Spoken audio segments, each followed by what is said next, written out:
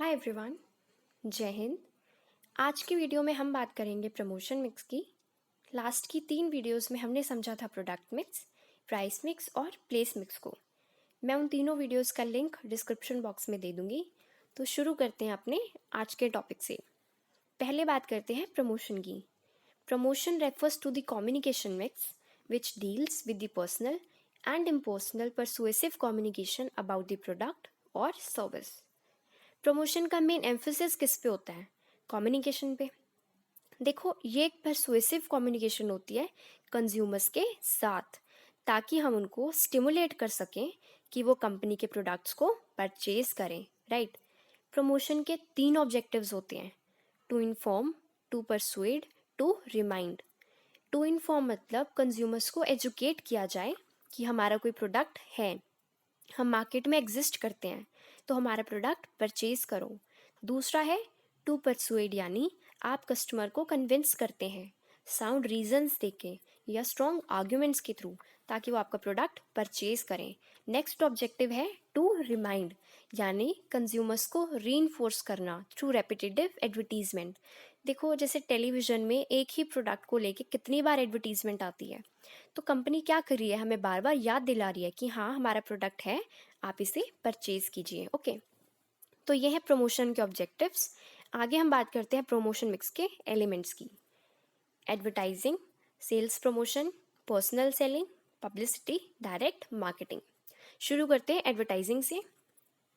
Any paid form of non personal presentation और promotion of ideas, goods और services by an identified sponsor. देखो, advertising free में तो होती नहीं है। कंपनी जो भी एडवर्टाइज करना चाहती है, उसके लिए उसे एक अमाउंट पे करना पड़ता है, कुछ कॉस्ट बेयर करनी पड़ती है। और जो एडवर्टीजमेंट होती है ना, वो वन वे कम्युनिकेशन होता है, यानी कि इंटरैक्शन नहीं होती यहाँ पे। जैसे हम टेलीविज़न में एड्स देखते हैं, तो कंपनी हमें सिर्फ अपनी बात पहुँचा रही है, यहाँ से हम थोड़ी कोई रिप्लाई कर पा रहे हैं। और देखो, एडवर्टीजमेंट का मकसद क्या होता है? प्रमोशन करना अपने आइडियाज़ की, अपने गुड्स की, अपने सर्विसेज की, और परसुएड करना कंज्यूमर को कि वो कंपनी के प्रोडक्ट्स को परचेज करें, है ना। अगला पॉइंट देखते हैं, company has control over the message. देखो, जिस मैसेज के थ्रू कंपनी प्रोडक्ट या सर्विस को एडवर्टाइज करवाना चाहती है ना, उस मैसेज पे कंपनी का पूरा पूरा कंट्रोल रहता है, क्योंकि कंपनी पे कर रही होती है ना। आगे बात करते हैं एडवर्टाइजिंग मीडिया की। देखो, कंपनी इन मीडिया के थ्रू अपने प्रोडक्ट या सर्विस को एडवर्टाइज करवा सकती है, जैसे प्रिंट मीडिया, कंपनी न्यूज़पेपर्स में, मैगजीन्स में, जर्नल्स में एडवर्टीजमेंट दे सकती है। या कंपनी यूज़ कर सकती है ब्रॉडकास्ट मीडिया, जैसे टेलीविज़न में ऐड दे दी या रेडियो में। या आउटडोर मीडिया या डायरेक्ट मीडिया या अदर मीडिया, जैसे इंटरनेट के थ्रू या सोशल मीडिया, जैसे कि फेसबुक, स्नैपचैट, इंस्टाग्राम, इनके थ्रू अपने प्रोडक्ट या सर्विस को एडवर्टाइज कर सकती है। तो देखो, इतने सारे ऑप्शंस है कंपनी के पास। अब कंपनी कुछ फैक्टर्स को ध्यान में रख के डिसाइड कर सकती है कि वो कौन सा मीडिया चूज करेगी अपने प्रोडक्ट या सर्विस को एडवर्टाइज करने के लिए।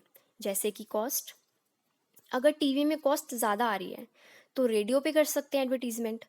या टाइप ऑफ ऑडियंस, अगर बुजुर्ग लोगों के लिए प्रोडक्ट है ना, और उसकी एडवर्टीजमेंट करनी है, तो रेडियो या न्यूज़पेपर पे कर सकते हैं। अगर यूथ के लिए है कोई प्रोडक्ट, तो इंस्टा, फेसबुक, स्नैपचैट, इन पे कर सकते हैं एडवर्टीजमेंट। तो ऐसे फैक्टर्स को कंसीडर करते हुए कंपनी एक अप्रोप्रिएट मीडिया चूज कर सकती है ना। तो ये डिसीजंस आते हैं एडवर्टाइजिंग के अंडर, राइट। आगे हम बात करते हैं सेल्स प्रमोशन की। Sales promotion includes the direct inducement offered to the consumers to stimulate them to purchase goods and services with a view to increase sales of the company. Sales promotion में क्या होता है? Company induce करती है, incentives offer करती है consumers को, ताकि वो एक्ट करें in a manner that is desired by the company. देखो, कंपनी का ऑब्जेक्टिव क्या होता है? सेल्स इंक्रीज करना, है ना। तो सेल्स प्रमोशन उसका एक तरीका है to boost sales. For example, company discount offer करती है, जैसे 50% ऑफ, 20% ऑफ। तो ये डायरेक्ट इंड्यूसमेंट है कंज्यूमर को कि वो फेवरेबली एक्ट करे, है ना। अब देखो, जैसे कोई प्रोडक्ट है 1000 रुपीज़ का, तो नॉर्मल सा रिस्पॉन्स आएगा कंज्यूमर्स का। लेकिन अगर कंपनी ऐसे करे कि 50% ऑफ या bye one get one free, तो कितना ज़्यादा फेवरेबल रिस्पॉन्स आएगा कंपनी को एज कम्पेयर टू जब कोई ऑफर नहीं होता है ना। एक और इम्पॉर्टेंट बात जो इसमें है कि सेल्स प्रमोशन का शॉर्ट टर्म पर्सपेक्टिव है, लॉन्ग टर्म नहीं है। ओके, यानी कंपनी शॉर्ट टर्म के लिए ही इसे सक्सेसफुली यूज़ कर सकती है, राइट। आगे हम बात करते हैं tools of sales promotion. Free samples दे सकती है कंपनी, है ना, buy one get one free होता है। एक्सचेंज ऑफर दे सकती है, तरह तरह के डिस्काउंट्स दे सकती है, या फिर फ्री गिफ्ट्स के थ्रू अपनी सेल्स को प्रमोट कर सकती है ना, अपनी सेल्स को बूस्ट कर सकती है। आगे हम बात करते हैं पर्सनल सेलिंग की। देखो, पर्सनल सेलिंग क्या होता है? It is the art of persuading someone. Persuade करना ना बहुत मुश्किल टास्क है किसी को। सेल्समैन बहुत इंपॉर्टेंट होता है किसी भी कंपनी के लिए, क्योंकि देखो बाकी ऑफिशियल्स तो कंपनी के अंदर बैठे होते हैं, अकेला सेल्समैन ही है जो eyes and years of the company है, जो कि मार्केट के साथ फेमिलियर है ना। सेल्समैन ही ऐसा है जो कंज्यूमर की नब्ज को जानता है, जिसे ग्राउंड रियलिटी का पता होता है। सेल्समैन क्या करता है? टॉप मैनेजमेंट को इन्फॉर्मेशन प्रोवाइड करता है ताकि वो स्ट्रैटेजिक डिसीजंस ले पाए, है ना। अगर हम इसके प्रोसेस की बात करें, प्रोस्पेक्टिंग, सेल्समैन क्या करता है? प्रोस्पेक्ट्स को आइडेंटिफाई करता है। प्रोस्पेक्ट मतलब जो कंज्यूमर नहीं है लेकिन जो पोटेंशियल कंज्यूमर है, उसको आइडेंटिफाई करता है, फिर उनको क्वालिफाई करता है। इसमें वो देखता है कि कौन से प्रोस्पेक्ट में पोटेंशियल है कि वो कंज्यूमर में कन्वर्ट हो सके, क्योंकि ऐसे हर एक प्रोस्पेक्ट पे एनर्जी वेस्ट करने का तो फायदा नहीं है। सिर्फ उन पे करो जो कंज्यूमर में कन्वर्ट हो सकते हैं, है ना। फिर प्री अप्रोच, ठीक है। देखो, इसमें सेल्समैन अपॉइंटमेंट लेता है, प्रिपेयर करता है प्रोडक्ट के बारे में, प्रोस्पेक्ट के बारे में सारी इंफॉर्मेशन लेता है।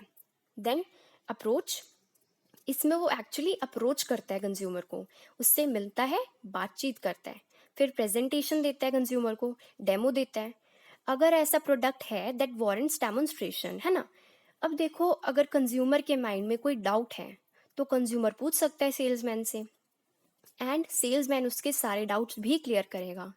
फिर अब जब कंज्यूमर के सारे डाउट्स का आंसर उसे मिल गया, फिर होगी क्लोजिंग ऑफ सेल्स, यानी प्रोडक्ट बेच दिया जाएगा। ओके, तो ये था पर्सनल सेलिंग का प्रोसेस। आगे हम बात करते हैं पब्लिसिटी की, ठीक है। देखो, हमने ऊपर पढ़ा कि एडवर्टाइजिंग में कंपनी अपना प्रोडक्ट जो एडवर्टाइज करवाती है ना, वो पे करती है एजेंसी को, ठीक है। लेकिन पब्लिसिटी कंपनी जानबूझ के नहीं करवाती अपनी, और इसमें मैसेज पे भी कंपनी का कोई कंट्रोल नहीं होता, राइट। देखो, पब्लिसिटी दो तरह की हो सकती है, पॉजिटिव या नेगेटिव, है ना। अगर हम पॉजिटिव पब्लिसिटी का एग्जांपल लें, च्यवनप्राश। देखो, जैसे कोविड टाइम में गवर्नमेंट ऑफ इंडिया ने जनहित में जारी किया कि आप डाबर च्यवनप्राश खाइए और आपकी इम्यूनिटी बूस्ट होगी उससे। तो ये पॉजिटिव पब्लिसिटी है, कंपनी ने कुछ पे नहीं किया लेकिन फिर भी उसकी इमेज इम्प्रूव हुई, है ना, इस मैसेज के थ्रू। अगर हम नेगेटिव पब्लिसिटी की बात करें, मैगी का एग्जाम्पल लेते हैं। देखो, गवर्नमेंट अथॉरिटीज़ ने कुछ टाइम के लिए मैगी को बैन कर दिया था ड्यू टू सम रीजंस।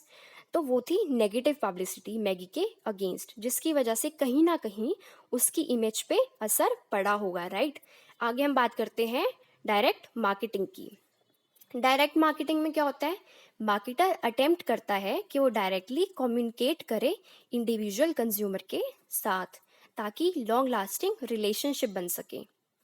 अब मीन्स जैसे इंडिविजुअलाइज्ड ईमेल्स आती हैं, जैसे मुझे मिंत्रा से ईमेल आए कि आभा, आपका प्रोडक्ट डिस्पैच हो गया, यहाँ पहुँच गया, परसों तक डिलीवर हो जाएगा, एट्सेट्रा।